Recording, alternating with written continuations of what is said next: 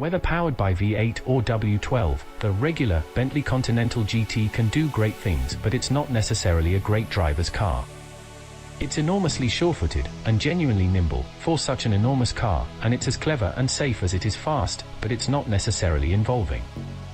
The new Continental GT Speed aims to change that. Aside from being the fastest Continental GT in the range, as its name suggests, with the most powerful version of the W12 engine, it also aims to be the most appealing to keen drivers. It's just as luxurious and opulent as the rest of the Conti range, but aims to be more agile and exciting. To that end, it has what the company describes as the most advanced chassis any Bentley has ever had.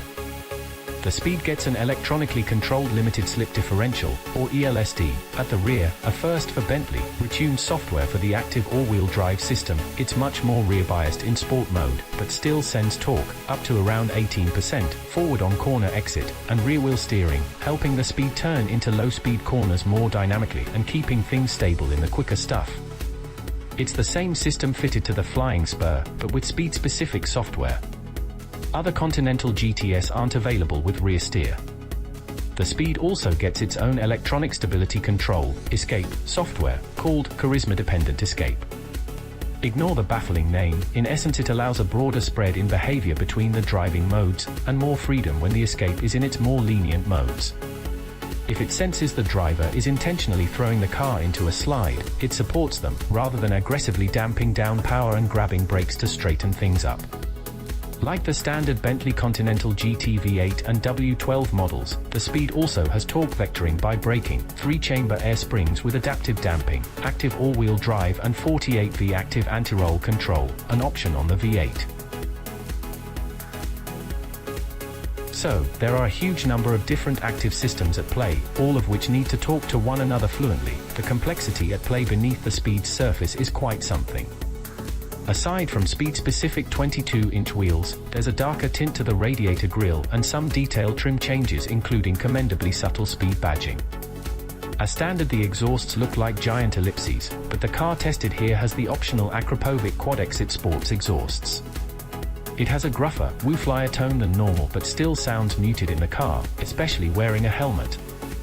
There are Speed scripts stitched into the seats and the option of Alcantara everywhere.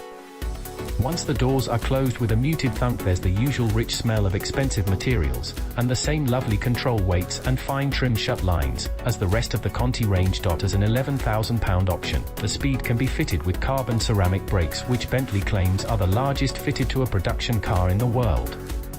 Only available on the Speed, they are 440mm in diameter, with 10 piston calipers on the front. That's only 2 less than in the engine bay, because it's powered by the familiar 6.0-litre W12 twin-turbo engine deployed in much of the Continental range since 2003. More than 100,000 W12s have now been built at Crewe. In the Speed, it develops 650 brake horsepower from 50,000 to 6,000 RPM, compared with around 626 brake horsepower in the regular Continental GT W12 and 547 brake horsepower in the V8, but the headline figure is the torque. There's 664 pounds-feet across a torque curve flatter than Detective Norm Scully's haircut in Brooklyn Nine-Nine, from 1,500 all the way to 5,000 RPM. That makes the Speed feel more than quick enough to live up to its name. It's thumpingly fast.